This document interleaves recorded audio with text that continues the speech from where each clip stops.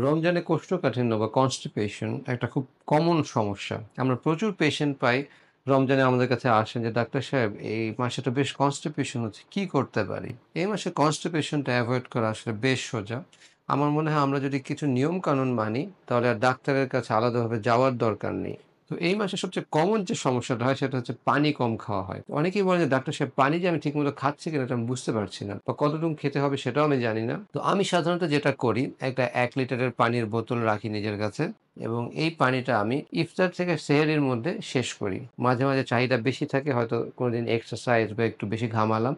তখন দেখা যায় ১ লিটারের জায়গায় ১.৫ লিটার বা ২ লিটার পানি খাই আমি। নাম্বার ২ হচ্ছে শুধু পানি খেলে হবে না। কারণ আমরা যে পানিটা খাচ্ছি সেই পানিটা কিন্তু ইউরিনের সাথে বের হয়ে যাচ্ছে। তো সেই পানিটাকে শরীরে ধরে রাখার মতো কিছু খেতে হবে যেমন ফাইবার। তো আমি যেটা করি ইফতারির সময় যে শরবত খাই সেই শরবতের সাথে ইসবগুলের ভুসি বা তোকমার শরবত আমি মিক্স করে খাই। তাতে আমার ডেইলি ফাইবারের যে চাহিদা আছে সেটা পূরণ হয়ে যায়। এবার আসি খাওয়া-দাওয়ায়।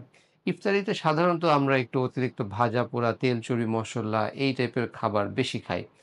সো এই খাবারগুলি অবশ্যই আমরা খাবো বাট একটু কমায় খেতে পারলে বেটার। কারণ এই খাবার খেলে অনেক সময় হজম ভালো হয় না, গ্যাস বেশি হয় এবং as a result constipation হতে পারে। আমরা যে শরবতগুলি খাই, এই শরবতগুলিতে সাধারণত আর্টিফিশিয়াল ফ্লেভার দেয়া থাকে, অতিরিক্ত চিনি থাকে এবং অতিরিক্ত যদি এই ধরনের চিনিযুক্ত শরবত খাই, এখান থেকেও ডিহাইড্রেশন বা পানি শূন্যতা হতে পারে, যেখান থেকে কমনলি কনস্টিপেশন হয়। চা, কফি তো অবশ্যই খেতে হবে। তো চা, কফির সাথে এটাও জানা ভালো যে চা, কফি খেলেও ডিহাইড্রেশন হতে পারে। চা, কফি খেলে এর সাথে আমরা এক্সট্রা পানি খাবো। অনেক সময় অনেক ক্ষেত্রেই আমরা রোজার মাসে এক্সারসাইজ করতে ভুলে যাই বা এক্সারসাইজ এভয়েড করি। সেটা আমি মনে করি একটা ভুল। যদিও এই মাসে খুব বড় ধরনের এক্সারসাইজ করা ডিফিকাল্ট বাট আমরা একটা সময় বের করে নিব যখন আমরা সিম্পল একটু হাঁটবো বা একটু জগিং করার চেষ্টা করব। আমার মনে হয় আসর থেকে মাগরিবের নামাজের মাঝখানে যে সময়টা থাকে এই সময়টা সিম্পল কিছু এক্সারসাইজ করার জন্য একটা ভালো টাইম। অনেকে রাতের বেলাও করতে পারেন। আর সবার শেষে সবচেয়ে জরুরি যে জিনিসটা আমরা মিস করি সেটা হচ্ছে ঘুম। যেহেতু এই মাসে আমরা তারাবির নামাজ পড়ি, বিভিন্ন ইবাদত বন্দেগী করি। এছাড়া সেহরির সময় উঠতে হয়।